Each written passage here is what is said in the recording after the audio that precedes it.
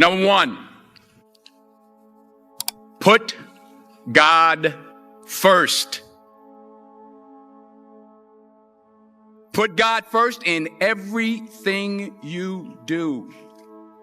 Everything that you think you see in me, everything that I've accomplished, everything that you think I have, and I have a few things, everything that I have is by the grace of God. Understand that. It's a gift. 40 years ago, March 27th, 1975, it was 40 years ago, just this past March, I was flunking out of college. I had a 1.7 grade point average.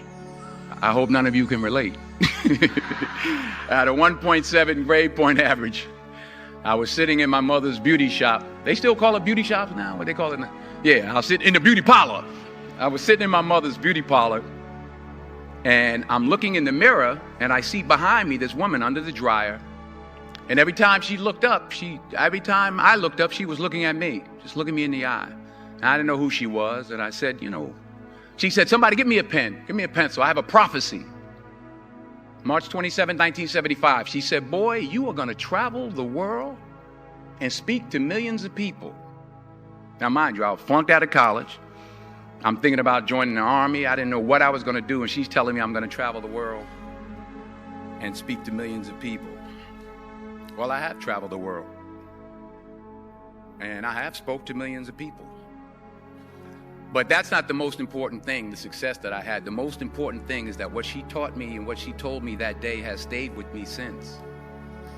I've been protected. I've been directed. I've been corrected. I've kept God in my life, and it's kept me humble. I didn't always stick with him, but he always stuck with me.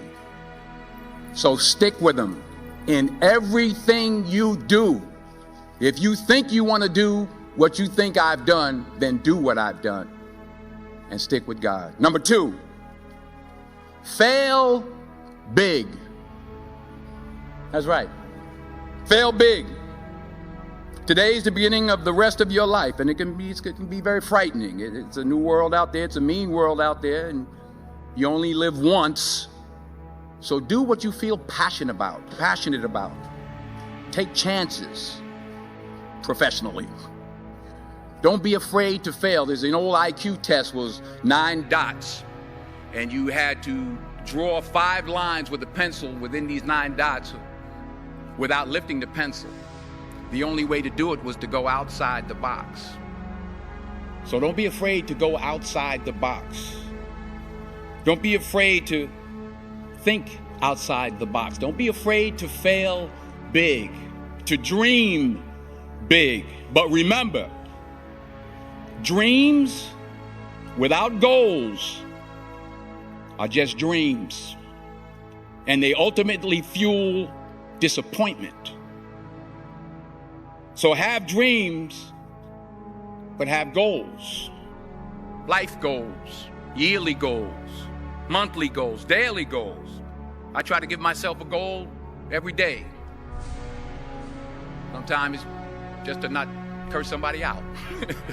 Simple goals, but have goals. And understand that to achieve these goals, you must apply discipline and consistency. In order to achieve your goals, you must apply discipline, which you have already done, and consistency every day, not just on Tuesday and miss a few days. You have to work at it every day. You have to plan every day. You've heard the saying, we don't plan to fail, we fail to plan. Hard work works. Working really hard is what successful people do. And in this text, tweet, twerk world that you've grown up in, remember, just because you're doing a lot more doesn't mean you're getting a lot more done. Remember that. Just because you're doing a lot more doesn't mean you're getting a lot more done. Don't confuse movement with progress. My mother told me, she said, yeah, because you can run in place all the time and never get anywhere. So continue to strive, continue to have goals, continue to progress. Number 3, you'll never see a U-Haul behind a hearse. I'll say it again. You'll never see a U-Haul behind a hearse. I don't care how much money you make, you can't take it with you.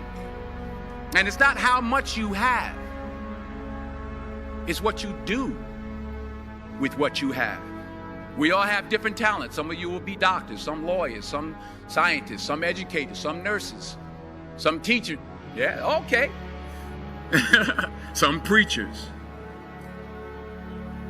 The most selfish thing you can do in this world is help someone else.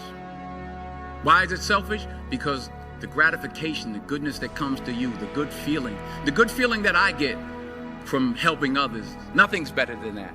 Not jewelry, not big house I have, not the cars, but it's the joy. That's where the joy is, in helping others. That's where the success is. Finally, I pray that you put your slippers way under the bed tonight, so that when you wake up in the morning, you have to get on your knees to reach them. And while you're down there, say thank you for grace. Thank you for mercy. Thank you for understanding. Thank you for wisdom. Thank you for parents. Thank you for love. Thank you for kindness. Thank you for humility. Thank you for peace. Thank you for prosperity. Say thank you in advance for what's already yours. It's how I live my life. That's why I am, one of the reasons why I am today.